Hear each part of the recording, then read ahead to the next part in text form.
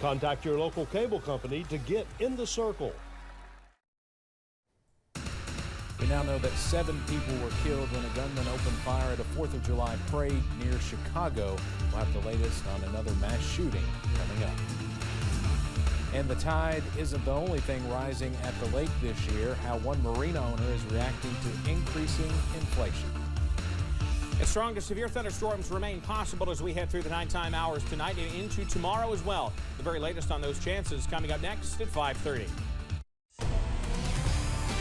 Dedicated to southern and eastern Kentucky, this is WYMT Mountain News at 5:30.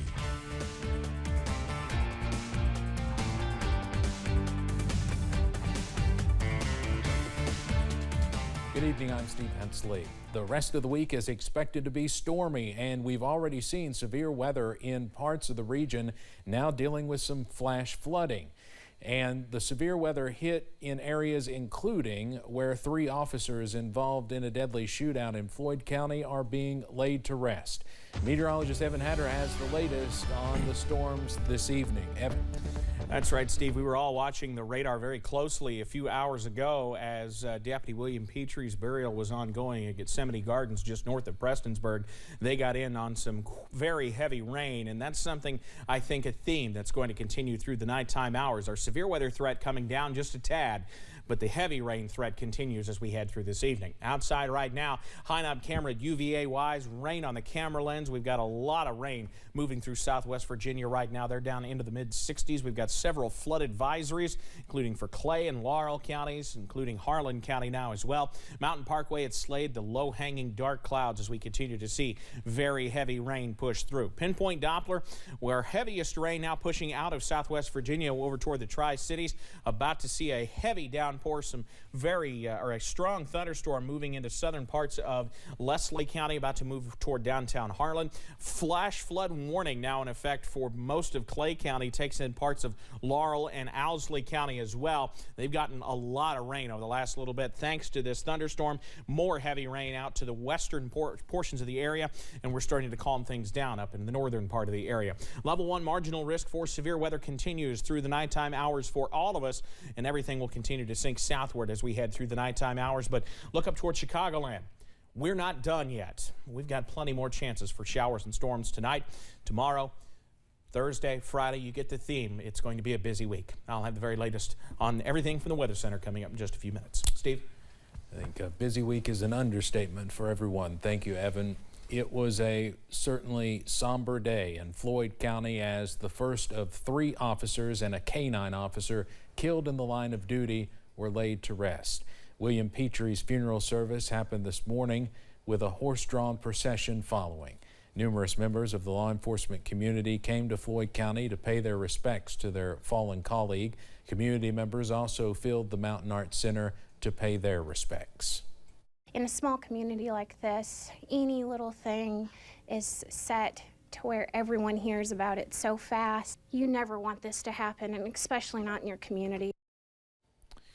William Petrie, along with 2 other officers and a police canine, were all killed during a shooting on Thursday in the community of Allen. Other officers were injured and are still recovering and will be for weeks. Services for the other officers killed in the canine are scheduled for the next several days. You can watch William Petrie's funeral on WYMT.com, and we will have much more on how people are remembering him tonight at 6. The city of Highland Park, Illinois is in deep mourning today following Monday's shooting at its Independence Day parade.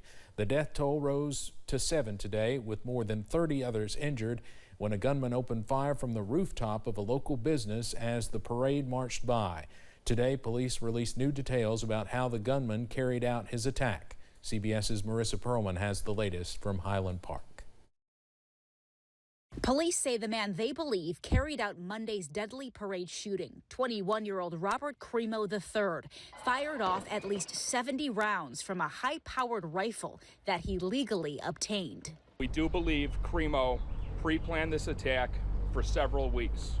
He accessed the roof of a business via a fire escape ladder and began opening fire on the innocent Independence Day celebration goers. The investigation reveals the shooter was disguised in women's clothing as he carried out the attack. Investigators do believe he did this to conceal his facial tattoos and his identity and help him during the escape with the other people who were fleeing the chaos. Following the attack, Crimo exited the roof, he dropped his rifle, and he blended in with the crowd, and he escaped.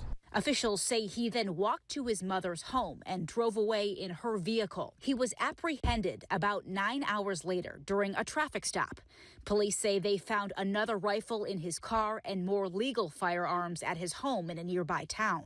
Now investigators are pouring through videos of the incident and Crimo's social media accounts. At this point, we have not developed a motive from him. We have no information to suggest at this point it was racially motivated by religion, or any other protected status. The victims ranged in age from 8 to 85. Among those killed, Jackie Sundheim, who worked at a local synagogue, and great-grandfather Nicholas Toledo, who was visiting from Mexico. He was shot to death while watching the parade from his walker. Marissa Perlman, CBS News, Highland Park, Illinois.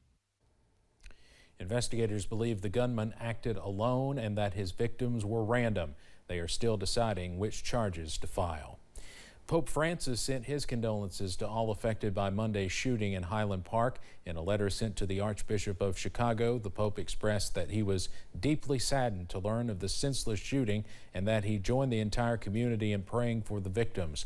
Francis also said he's praying that every member of society will reject violence in all forms and respect life in all its stages.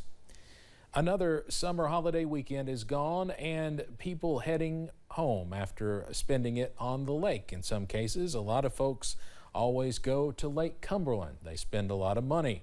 But one marina owner says he's seeing some not too promising signs about the economy. Are people holding back, fearing a recession?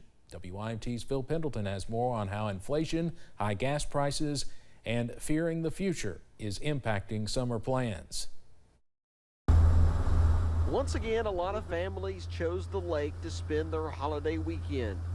We go tubing. Yeah. Sometimes when we get a rental boat, we go on the slide, jump off the top, all that stuff. The lake was packed with boaters. Lease Ford Marina experienced a very positive weekend, but owner J.D. Hamilton says he's a bit concerned about the future. I am. I'm concerned, but I also think that whatever happens, I think it's going to be short, whether it's deep or not. Gas is more than $6 on the marina.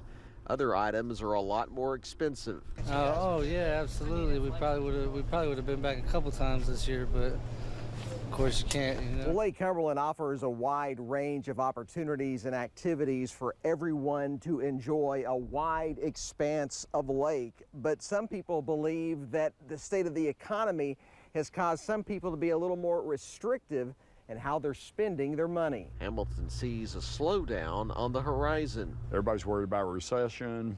So we have seen like a little bit of softness in the bigger ticket, stuff, and people, cutting down on things like that. Regardless of the cost, some people will still come and shell out more to have fun. For real, it's like, do you really look at the gas prices? You just got to pay it anyway, right? You got to, you look for the cheapest gas, but you're still going to put it in your tank. Hamilton says he believes even if an economic slowdown happens, spending will bounce back quickly. In Pulaski County, Phil Pendleton, WYMT Mountain News. Marina owners tell us that the supply chain issues are getting better, but previously getting some parts to make repairs were taking a year to receive. Well, if you're looking for something local to do this week, the Appalachian Arts Alliance in Hazard has you covered. Tomorrow evening, the Arts Alliance is hosting another community art night. The event is free to the public, and employees say it's a fun way to beat the summer heat and spend some time being creative with the community. We will be learning how to use our scissors and glue and construction paper, and because it's summer, my favorite summer treats are watermelon and popsicles. So we're gonna try to create our own favorite summer treats with construction paper. The event will be hosted at the Appalachian Arts Alliance Center in downtown Hazard, and all craft supplies will be provided. That's down at the art station downtown. Well, the strain of inflation is hitting Americans in new ways. Millions more are borrowing money from family and friends than a year ago, according to a new U.S. Census survey. In this Watching Your Wallet, consumer investigator Rachel DePompa examines why the numbers are increasing and ways to make lending easier. More than 25 million people relied on loans from those close to them to meet spending needs, according to the Census Bureau's latest household pulse survey on finances. That figure is up from 19.1 million from the same time period last year. Caven Clausen, the CEO of Pigeon Loans, says a big reason could be that a third of all Americans are in a group called credit invisible.